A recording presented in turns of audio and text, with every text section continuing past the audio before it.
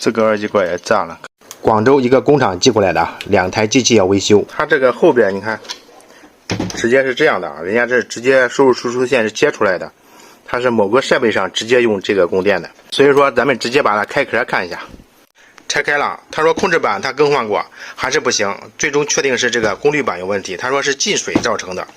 然后你看，确实啊，你看这上很明显进水的痕迹，然后这后边这也是，你看很明显啊。咱们下一步先看一下这个功率管，比如说 PFC 管子呀、H 小管子，这个都正常不正常？先测量一下，先测量一下保险，保险没坏。测量 PFC 管子，测量一支就行了，因为它俩是并联的，没事啊。这个也测了吧 ，PFC 管子也没有击穿。H 桥这4个管子也测量一下。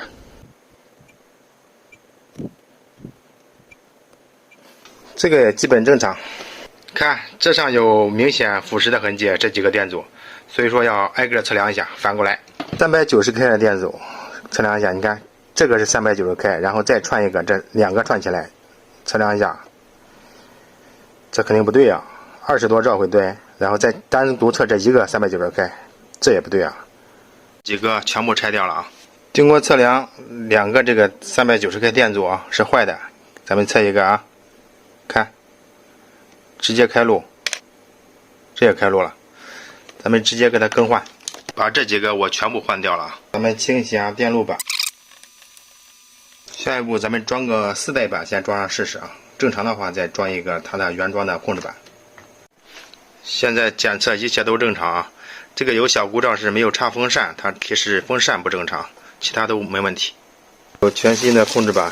给它装上去，人家不是来改电源的啊，人家就是来修电源的，修好人家就这样用的。装上了，我带个加热管，咱们测试一下，这个风扇转动都正常。我是后边接了一个尾板，这样好通电，好有输出。然后咱们看一下电压啊，53伏，这边是电流，这个电流表卡的是这个线，10安的电流，也就是500多瓦，说明是正常了啊。咱们修下一个。开开后，你看2个 PFC 管子是装在里边的，这换上去了一个，这型号也不太对啊。然后咱们把它整个拆出来看什么情况，这就不对啊，应该是5压二极管也坏掉了。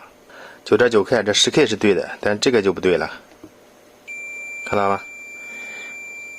说明这有个5压二极管坏了，要把这个散热片整个拆掉。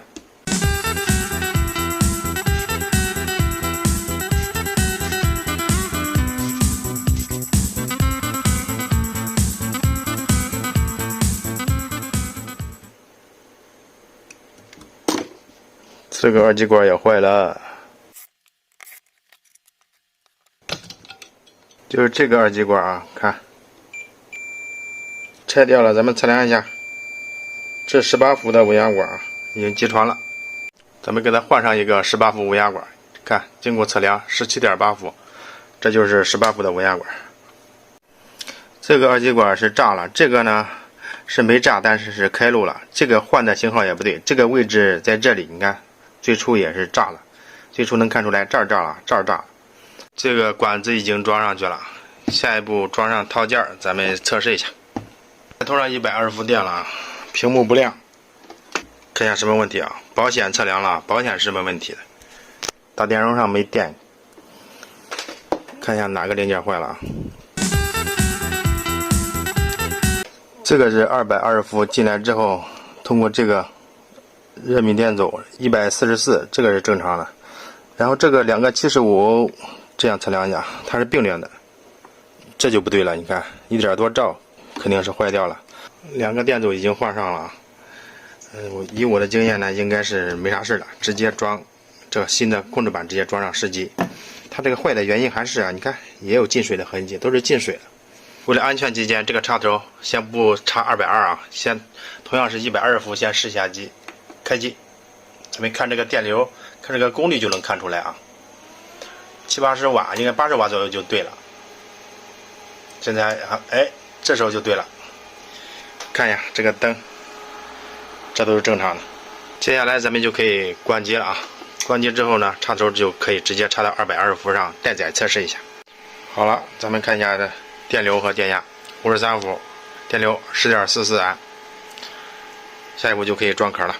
这个装壳之前还要最后这样再测试一下啊，然后扣上去就 OK 了。